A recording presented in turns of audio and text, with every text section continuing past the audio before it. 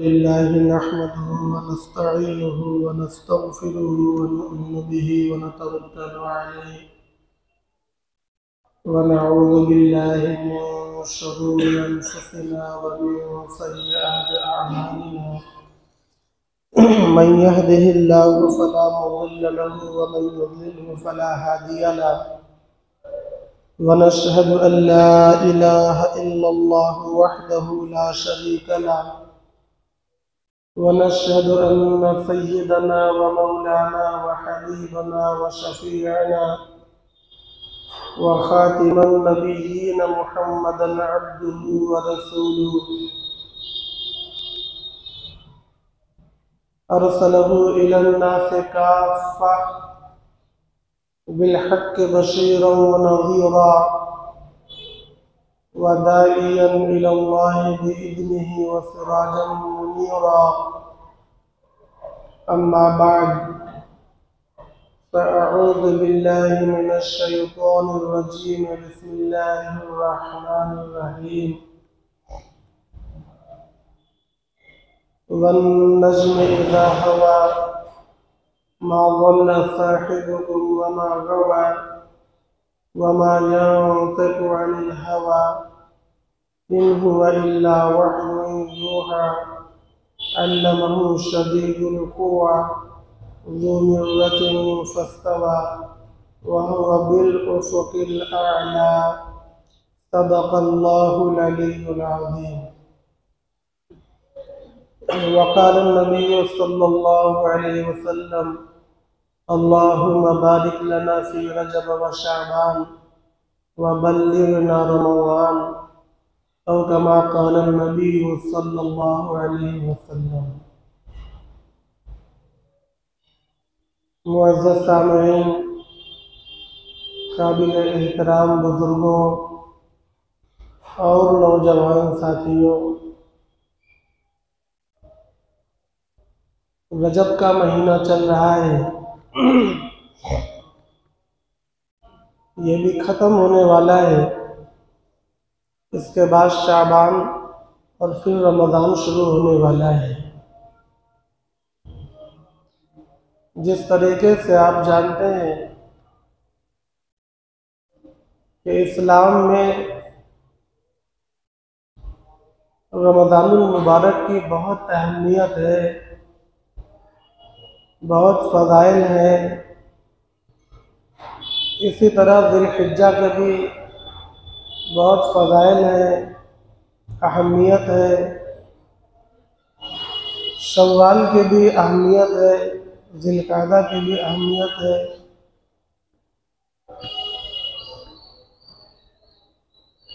उसी में एक महीना रजब भी है।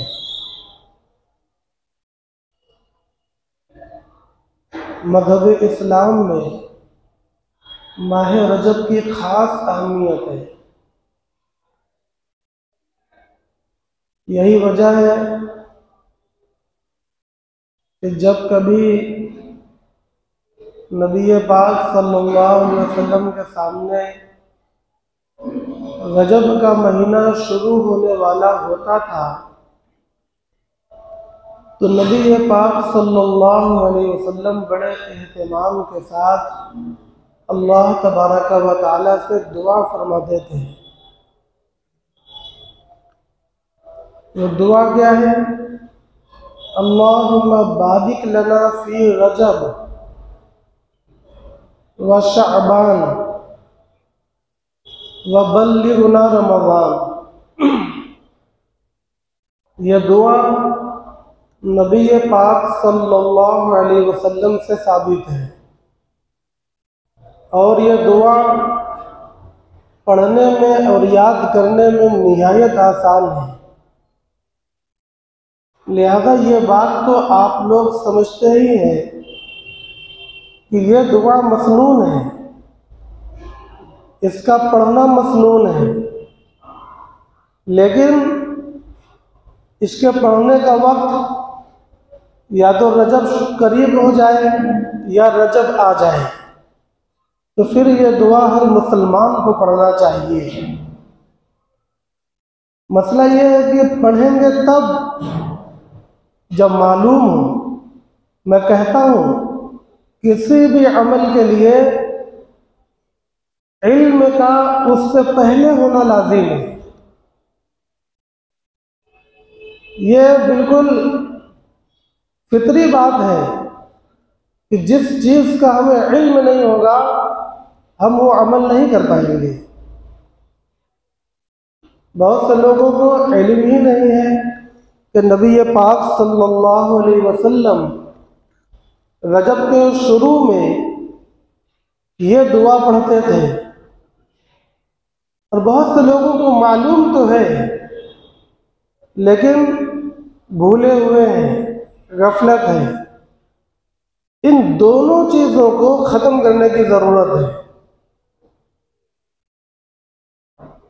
जिहालत, लाइल्मी,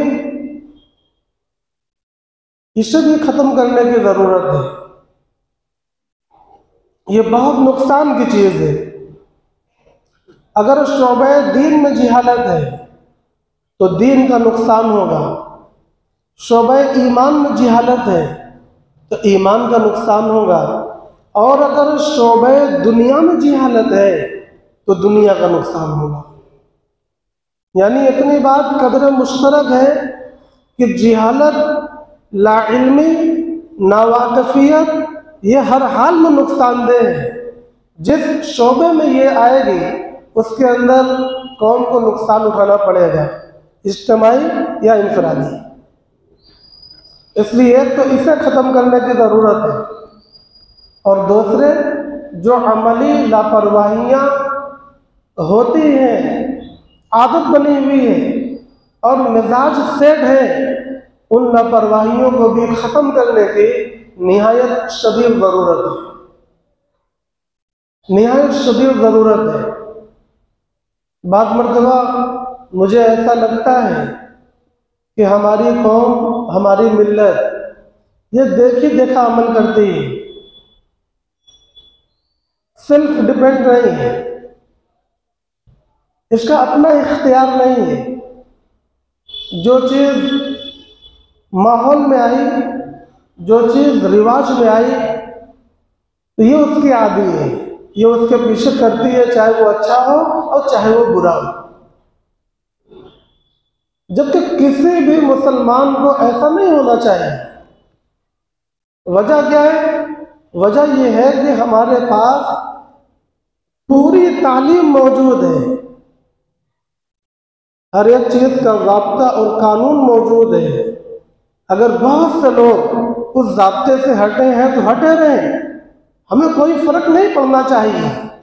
और अगर बहुत से लोग ज़ाब्ते के खिलाफ जाते हैं तो जाएं, हमें नहीं फ़र्क पड़ना चाहिए।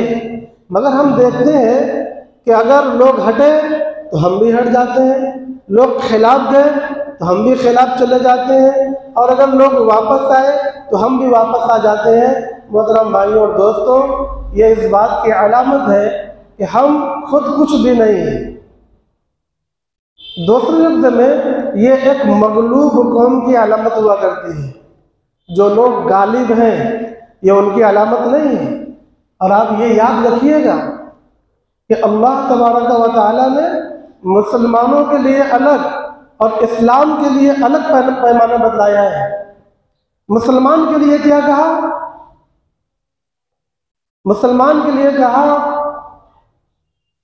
व अंतुमुल आलौना इन कुंतुम मुमिनीन, तुम सरबुलंद रहोगे। लेकिन यह कॉमन नहीं है, कंडीशनल है। यहां पर एक कंडीशन है कि इस कंडीशन में तुम सरबुलंद रहोगे। क्या कहा? तुम सरबुलंद रहोगे बशर्ते कि तुम ईमान पर आओ। शर्त लगा दी, एक कंडीशन तय कर देगी, इस कंडीशन में आप सरबुलंद रहेंगे, यानी वरना सरबुलंद नहीं रहेंगे। लेकिन इस्लाम के बारे में नबी पाक सल्लल्लाहु अलैहि वसल्लम ने फरमाया, अल इस्लामु यअलू वला युअला। इस्लाम सरबुलंद रहेगा, ये कभी मगलूब नहीं होगा। यहाँ पर कोई कंडीशन नहीं है, यहाँ किसी शर्त का इजहार नबी पाक सल्लल्लाहु अलैहि वसल्लम ने नहीं फरमाया। ये ना कहना कि एक बात तो आप कुरान मजीद से बतला रहे हैं और एक बात आप हदीस शरीफ से बतला रहे हैं। अगर आप ये कहते हैं तो उसका जवाब ज़हन में रखिए, कुरान की हक्कानियत भी नबी पाक सल्लल्लाहु अलैहि वसल्लम पर डिपेंड है। अगर नबी सच्चे तो कुरान सच्चा, और हदीस शरीफ की सच्चाई भी नबी पाक सल्लल्लाहु अलैहि वसल्लम पर डिपेंड है। तो ऐसा कभी ना सोचिए कि कुरान ज़्यादा सच्चा है और हदीस शरीफ कम सच्ची है, ऐसा नहीं होगा। फ़र्क है, लेकिन वो फ़र्क दूसरी चीज़ का है। फ़र्क यह है कि कुरान मजीद की तिलावत हर दिन अरबों लोग करते हैं, उसके हाफिज़ हैं, लिहाजा उसके अंदर जो कुव्वत और तवातुर मौजूद है, हदीस शरीफ के अंदर वो कुव्वत नहीं है। हदीस शरीफ की तिलावत भी रोज़ होती है, लेकिन वो अरबों लोग नहीं, वो लाखों की तादाद में, बिलियन की तादाद में है। आलिम उलमा, मस्जिदों में पढ़ी जाने वाली तालीमात। तो एक आयत जिसको पूरी दुनिया का मुसलमान याद रखता है, पढ़ता है, उसके महफूज होने की जो कुव्वत होगी, जाहिर से बात है कि दूसरी एक चीज़ है, उसको पूरी दुनिया का मुसलमान नहीं पढ़ सकता, उसको बाद मखसूस लोग पढ़ सकते हैं। उसके कुव्वत हिफाजत में यकीनन कुछ फ़र्क होगा। लेकिन एक बात ज़हन में हमेशा साफ रखिएगा कि कुरान मजीद की सदाकत और सच्चाई भी डिपेंड है नबी पाक सल्लल्लाहु अलैहि वसल्लम के सदाकत और सच्चाई पर। उसी तरीके से अहादीस मुबारका की सदाकत और सच्चाई भी मबनी मौकूफ़ है जनाब आका मोहम्मद रसूलुल्लाह सल्लल्लाहु अलैहि वसल्लम की ज़ात गिरामी पर। अगर ये कोई कहने लगे कि ये हदीस शरीफ है लिहाजा बात कमज़ोर है, तो ये बात उसकी गलत है। जहाँ से हदीस शरीफ निकल कर उम्मत के पास आई है, वहीं से कुरान मजीद भी निकल कर उम्मत के पास आया है। हदीस शरीफ के लाने वाले भी हज़रत जिब्राइल अमीन है, और कुरान मजीद को लाने वाले भी हज़रत जिब्राइल अमीन अलैहिस्सलातु वस्सलाम है। लिहाजा ये बात तो बिल्कुल साफ है कि मुसलमान कैसे दुनिया में गालिब रहेंगे और क्यों मगलूब हो जाएंगे, ये कंडीशनल बात है। लेकिन इस्लाम हर हाल में गालिब रहेगा, विदाउट एनी कंडीशन। उसको सरबलंद रहना है, उसको सरबलंद रखना अल्लाह के ज़िम्मे है, और मुसलमानों को सरबलंद होना मुसलमानों के ज़िम्मे है। ये फ़र्क है। और सरबलंदी का मेयार नंबर 1 पर तालीम है। जब तक उम्मत मुस्लिमा दूसरों को तालीम देती थी, जब तक ये लोगों को पढ़ाते थे, ईमान, अखलाक, साइंस, सोशल, कल्चर, इकोनॉमिक, रियाजी, मैथ, जब तक ये दुनिया को तालीम देते थे, ये सरबलंद थे। इनकी हुकूमतें भी थीं, इनके राज भी थे, इनके कल्चर भी थे, इनके इज्जतें भी थीं, दुनिया की तमाम मार्केटें इनके काबू में भी थी। लेकिन जब इन्होंने तालीम के मैदान को छोड़ा तो बहुत सी चीज़ें हाथ से निकल गई। ये तमाम चीज़ें, समाज भी, मिल्लत भी, सियासत भी, माशियत भी और कल्चर भी, जो एक कौम की बुनियाद होती है, वो तमाम बुनियादें ध्वस्त हो गई। इन बुनियादों को दोबारा रीबिल्ड करने के लिए उन्हीं चीज़ों की ज़रूरत है जिनके खो जाने से हम मगलूब हुए।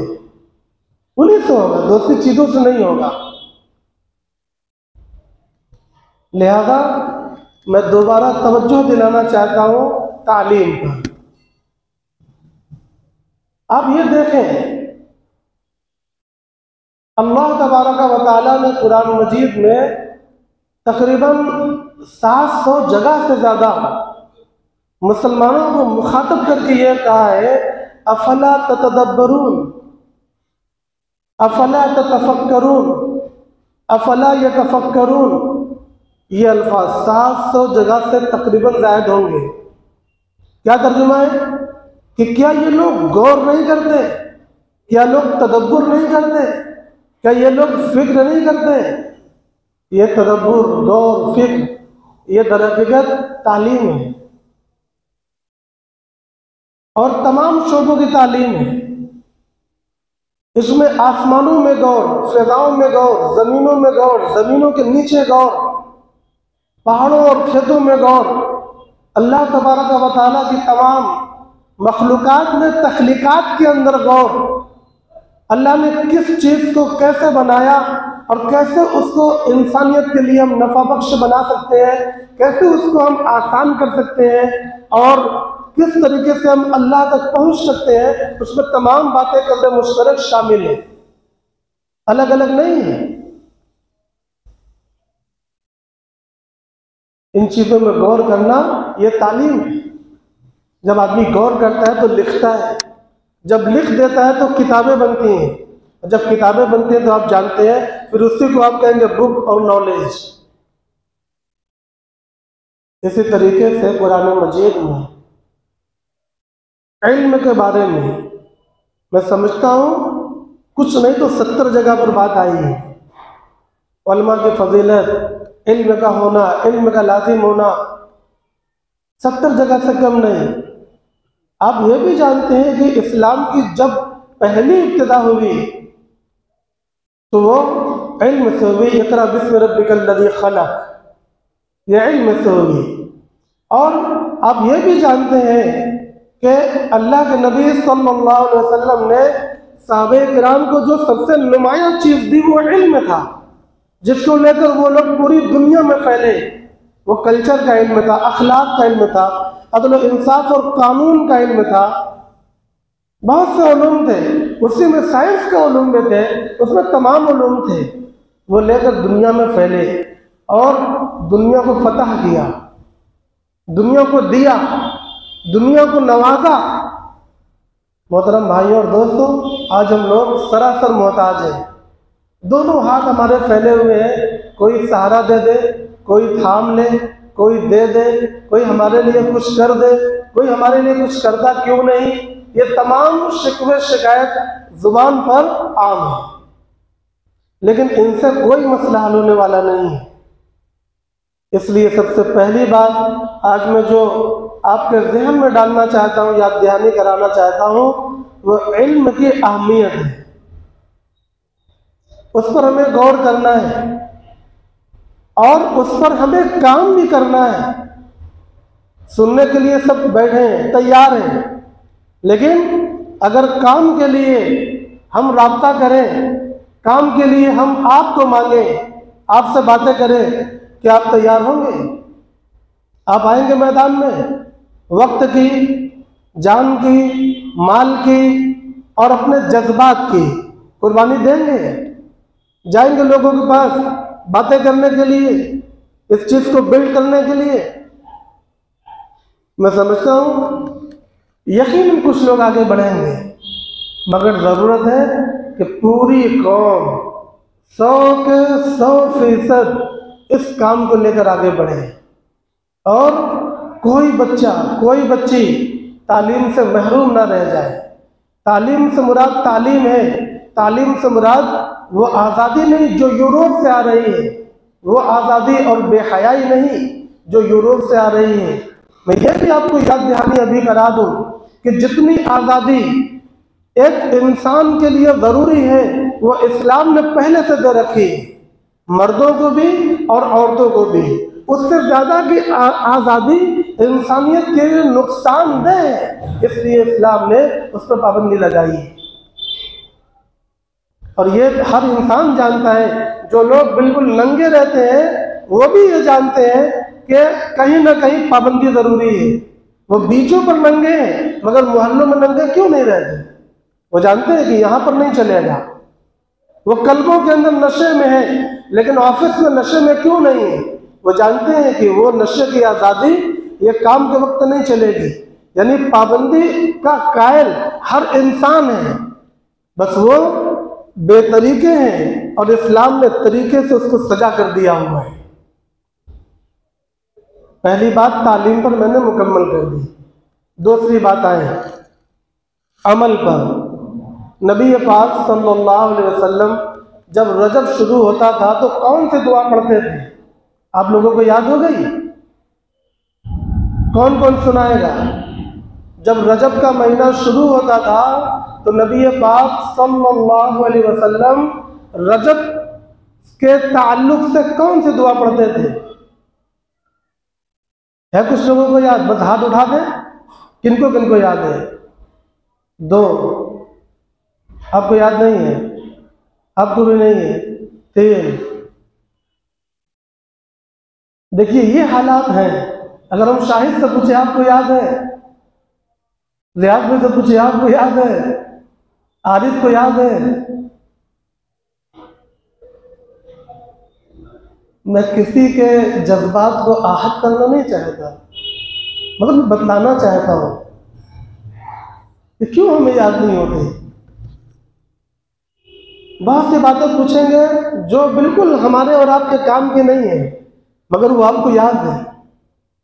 क्रिकेट खिलाड़ियों के नाम, सेलिब्रिटीज के नाम, दुनिया में सबसे बड़ा मालदार कौन है, सबसे अच्छी गाड़ी कौन है, बहुत सी चीजें, सबसे ऊंची बिल्डिंग कौन है, सबसे खूबसूरत शहर कौन है, बहुत सी बातें हैं जो हमारे बिल्कुल जरूरत की नहीं है, ना हमारी दुनिया में किसी नफे की है, ना आखिरत में हमें वो काम आना है, मगर वो हमें याद है।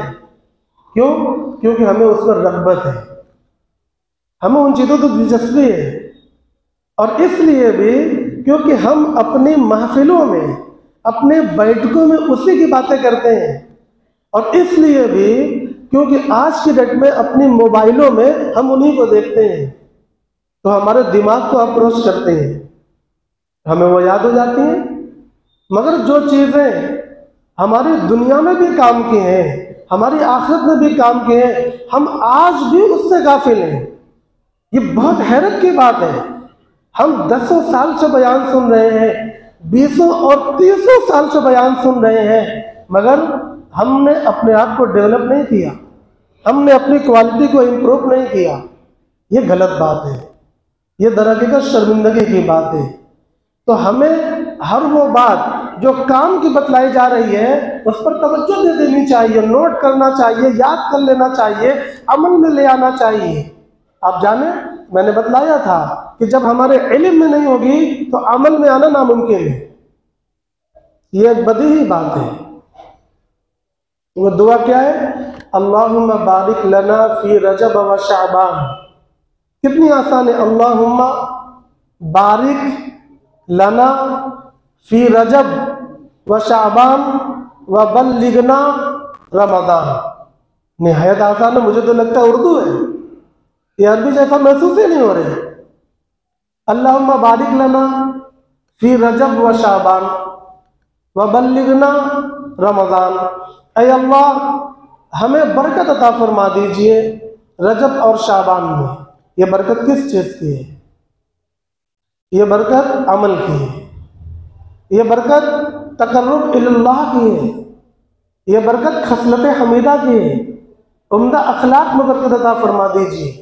उम्दा अखलाक में, अच्छी आदतों में, आमाले सालिहात में, इस्लाह कल्ब में, इस्लाह ईमान में, इस्लाह अकायद में, ऐ अल्लाह हमें बरकत अता फरमा दीजिए।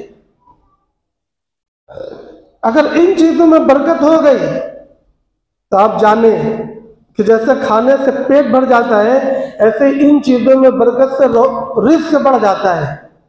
इन चीज़ों में बरकत से रिस्क बढ़ जाता है, फिर गैब से रिस्क मिलेगा, फिर खुशियाँ पायदार होंगी, गैब से खुशियाँ मिलेंगी, फिर समाज की बहुत सी बीमारियाँ जिनको हम और आप कभी हल नहीं कर सकते, दूर नहीं कर सकते, वो बीमारियाँ खुद ब खुद रुखसत हो जाएंगी। क्यों रुखसत हो जाएंगी? क्योंकि जब ये चीज़ें आएंगी तो वो चीज़ें चली जाएंगी। बस ये रोशनी आएगी तो अंधेरा खुद ब खुद चला जाएगा। ऐसा कभी नहीं होता कि रोशनी करने के बाद अंधेरा दूर करने के लिए अलग से कुछ किया जाता हो। नहीं ना किया जाता। आपने बटन दबाया, रोशनी हुई, अंधेरा खत्म। कुछ अलग से नहीं करना है। तो कुछ चीज़ें ऐसे ही हैं जो हमारे समाज के अंदर एक बीमारी की हैसियत इख्तियार कर गई है, उन पर अलग से मेहनत करके कोई फायदा नहीं होगा। क्या होगा कि अगर हम अल्लाह की ये बरकत हासिल कर लें जो नबी पाक सल्लल्लाहु अलैहि वसल्लम इस दुआ के अंदर बतला रहे हैं, तो बेशुमार बीमारियां रुखसत हो जाएंगी, बदनी, अखलाकी, समाजी, माशी और दीगर तमाम शोबों में। इसलिए इस दुआ को पढ़ना है, रजब में भी, शाबान में भी, और रमज़ान को मांगना है। रमज़ान, ये रजब इसलिए भी इस्लाम में अहमियत का हामिल है कि इस्लाम से पहले जो कुर्बानियाँ हुआ करती थी मिल्लत इब्राहिमी में और दीगर मिल्लतों में, वो रजब में हुआ करती थी। इब्तिदाई इस्लाम में भी जो कुर्बानी सहाबे किराम ने की, कुर्बानी का महीना रजब था। जाहिर सी बात है कि कुर्बानी एक अज़ीमुश्शान इबादत है, एक अलग इबादत है। उसके लिए अल्लाह तबारक व तआला ने अगर कोई दिन या महीना दिया है तो उसकी इम्तियाजी शान होगी। रजब की वो शान थी, इसलिए अल्लाह तबारक व तआला ने रजब में कुर्बानियाँ करवाई हैं। आप ये भी जानते हैं कि नबी पाक सल्लल्लाहु अलैहि वसल्लम को मेराज हुई है। अल्लाह तबारक व तआला ने आपको बैतुल मुक़द्दस तक बुलाया, और बैतुल मुक़द्दस के बाद अल्लाह ने आपको आसमानों पर बुलाया, सातों आसमानों पर, और उसके भी ऊपर, और आलम मलकूत की अल्लाह तबारक व तआला ने सैर कराई उस जगह की जहाँ पर हज़रत जिब्रील अमीन का जाना भी मुमकिन नहीं है। वहाँ पर अल्लाह तबारक व तआला ने नबी पाक सल्लल्लाहु अलैहि वसल्लम को बुलाकर मेराज करवाई है। लिहाजा ये मेराज रजब के महीने में, ये मेराज का वाक़या जो इस्लाम का इंतहाई अज़ीमुश्शान वाक़या है और नबी पाक सल्लल्लाहु अलैहि वसल्लम की सच्चाई की इंतहाई अज़ीमुश्शान दलील है, वो रजब में वाक़ हुई है। लिहाजा इस वजह से भी रजब के महीने की अज़मत और शान मालूम होती है। यहाँ पर एक बात ज़हन नशीन में करा दूँ, बहुत से लोग नबी पाक सल्लल्लाहु अलैहि वसल्लम के मेराज का इनकार करते हैं। वो ये कहते हैं कि नबी पाक सल्लल्लाहु अलैहि वसल्लम को जो मेराज हुई वो सिर्फ बैतुल मुक़द्दस तक हुई है, और बैतुल मुक़द्दस के बाद सातों आसमानों पर जाना और सूरह वन-नज्म के अंदर जो बातें कही गई हैं उन तमाम बातों का जो कहा गया है, उनका ये कहना है कि ये नहीं हुआ, बल्कि नबी पाक सल्लल्लाहु अलैहि वसल्लम ने इन बातों को ख्वाब में देखा है। मोहतरम भाइयों और दोस्तों, मैं यहाँ पर यह नुक्ता आपको देना चाहता हूँ ताकि कल कोई बहकाने वाला आकर, गुमराह करने वाला आकर आपको बहका और गुमराह ना कर सके। क्यों? इस मसले में भी गुमराही इस्लाम से हाथ धोने के मुतरादिफ है। नबी पाक सल्लल्लाहु अलैहि वसल्लम को बैतुल मुक़द्दस तक जो मेराज हुई, तो इस बैतुल मुक़द्दस तक का वाक़या कहाँ पर बयान किया गया है? 15वें पारे में। 15वें पारे की जो पहली लाइन शुरू होती है उसके अंदर बयान है, सुब्हानल्लज़ी असरा बिअब्दिही लैलन मिनल मस्जिदिल हराम इलल मस्जिदिल अक़्सल्लज़ी बारकना हौलहु लिनुरियहु इला आखिरिल आया। बिल्कुल साफ साफ बात कि हमने आपको मस्जिद हराम से, यानी मक्के से, मदीने से नहीं। अब उनने ये भी समझ लिया कि मेराज का वाक़या मक्के से शुरू हुआ और कहाँ गया? इलल मस्जिदिल अक़्सा, फ़िलिस्तीन। यहाँ तक का वाक़या, फ़िलिस्तीन तक का वाक़या तो 15वें पारे की ईसाईयत में अल्लाह ने बयान किया है, और उसके आगे का वाक़या यहाँ पर बयान नहीं है। अब चलिए 27वें पारे में, सूरह वन-नज्म में। सूरह वन-नज्म के अंदर अल्लाह तबारक व तआला ने बाकी वाक़या बयान किया है। सिदरतुल मुंतहा, उफ़ुक़ुल आला और उसके आगे काबा कौसैन, तमाम चीज़ें अल्लाह ने वहाँ बयान की हैं। आप मुझे बतलाएं, ख्वाब में आलम मलकूत की सैर कर लेना, दूसरी दुनिया की सैर कर लेना, ये सिर्फ नबी के साथ है कि आम लोग भी ऐसा कर लेते हैं? अगर ये ख्वाब की बातें बयान हो तो कुरान के अंदर ये तमाम चैप्टर बिल्कुल बर्बाद हो जाएंगे। फिर तो कोई भी कहेगा कि हमने भी आलम मलकूत की सैर किया हुआ है, जैसे हुजूर पाक सल्लल्लाहु अलैहि वसल्लम ने की वैसे हमने भी की। मोहतरम भाइयों और दोस्तों, बिल्कुल वाज़ेह, ज़रा सा गौर करने पर यह मालूम होगा कि नबी पाक सल्लल्लाहु अलैहि वसल्लम अपने जिस्म मुबारक के साथ हालत बेदारी में बनफ़्स नफीस वहाँ तक तशरीफ़ ले गए, जिसको अल्लाह तबारक व तआला ने इतने एहतमाम के साथ बयान फरमाया। अरे खुली दलील ये भी है कि हज़रत जिब्राइल अमीन ये कह रहे हैं कि इसके ऊपर मैं नहीं जा सकता। अरे ख्वाब में तो हज़रत जिब्राइल अमीन भी जा सकते हैं, ख्वाब में और सोच में आप भी जा सकते हैं। हज़रत जिब्राइल अमीन की खुसूसियत क्या है? इसका माना यह हुआ कि वो जो जाना और ना जाना, वो तकल्लुफ, वो काबा कौसैन का मरहला, ये सारा बदन और बेदारी के साथ है। इस पॉइंट को हमेशा याद रखिएगा। मेराज का वाक़या लंबा है, रजब के महीने में यह वाक़या हुआ। उलमा इसको इसी महीने के अंदर अमूमन बयान करते हैं।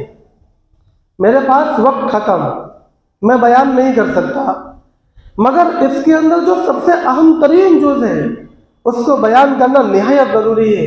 वो क्या कि अल्लाह तबारक व तआला ने जब नबी पाक सल्लल्लाहु अलैहि वसल्लम को अपनी बारगाह में बिल्कुल करीब बुलाया तो नबी पाक सल्लल्लाहु अलैहि वसल्लम को तोहफे में क्या दिया? तोहफे में नमाज दिया। वही नमाज जिसके लिए आज मस्जिदें खाली हैं, वही नमाज जिसके लिए उम्मत में आवाज़ लगाई जाती है, मगर नमाजियों की तादाद हर मोहल्ले, हर इलाके, हर मस्जिद में कम है। जुमा में देखें, ईदैन में देखें, कितनी बड़ी तादाद मुसलमानों की है। बाज़ारों में निकल कर देखें, मगर नमाज के वक्त में मस्जिदों में आकर देखें, फजर में 10-20 लोग, ज़ोहर में वही 10-20 लोग, पूरे इसी तरीके से आपको मिलता चला जाएगा। मोहतरम भाइयों और दोस्तों, ये हो गई अमल की बात। हम लोग अमल में कहाँ पर हैं? अल्लाह तबारक व तआला ने नबी पाक सल्लल्लाहु अलैहि वसल्लम को बुलाकर जो तोहफा दिया वो नमाज है। और नमाज सिर्फ उम्मत मुहम्मदिया पर फ़र्ज नहीं की गई। आपने हज़रत इब्राहीम अलैहिस्सलाम का वाक़या भी पढ़ा होगा। जब वो काबा शरीफ बना रहे थे तो एक दुआ कर रहे थे, रब्बी जन्नी मुक़ीमस्सलाह व मिन ज़ुर्रियती, ऐ अल्लाह मुझे भी नमाज कायम करने वाला बना और मेरी ज़ुर्रियत को भी नमाज कायम करने वाला बना। हज़रत ज़करिया का आपने वाक़या पढ़ा, वह क़ाइमुन युसल्ली फ़िल मिहराब, वो मेहराब में खड़े होकर नमाज पढ़ रहे थे। हज़रत ईसा अलैहिस्सलाम का आपने वाक़या पढ़ा कि मुझे नमाज का हुक्म दिया गया जब तक मैं जिंदा रहूं, मा दुम्तु हय्या। गालिबन यह सूरह मरियम की आयत लग रही है। और भी हज़रत शुएब अलैहिस्सलाम से उनकी कौम ने कहा, अस्सलातु तामुरुका अन नतरुका, क्या आपकी नमाज ये हुक्म देती है कि हम अपने बुतों की इबादत करने को छोड़ दें? उन्होंने ताना दिया कि आपकी नमाज ये हुक्म दे रही है। यानी हज़रत शुएब अलैहिस्सलाम पर भी और उनके मानने वालों पर भी नमाज फ़र्ज की गई थी। नमाज हज़रत आदम अलैहिस्सलाम से लेकर एक सिलसिला है। आज उम्मत मुहम्मदिया का झंडा लेकर चलने वाले, अपने आप को मुसलमान कहने वाले नमाज से गाफिल हैं। मोहतरम भाइयों और दोस्तों, हमारी कामयाबी का दरवाज़ा कभी नहीं खुलना है। और कामयाबी ये नहीं है, खुशी और तरक्की ये नहीं है कि चंद लोग उसको हासिल कर लें और बाकी लोगों की फिक्र ना करें। ये कोई बात नहीं है, ये गलत बात है।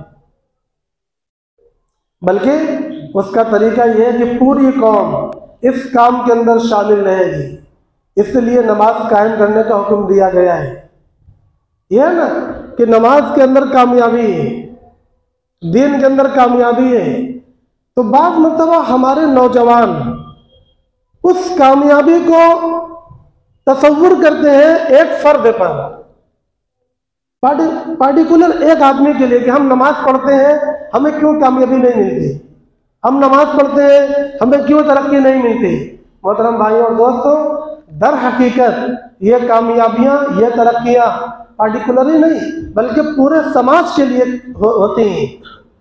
यानी जो अगर पूरा समाज नमाज पढ़ेगा तो पूरा समाज गालिब रहेगा, तरक्की करेगा, खुशहाल रहेगा, उसके पास गैब से मौके आएंगे। लेकिन इसका यह मतलब नहीं है कि उसमें कोई गरीब नहीं होगा, कोई बीमार नहीं होगा, कोई परेशान हाल नहीं होगा। इसका यह बिल्कुल मतलब नहीं होता।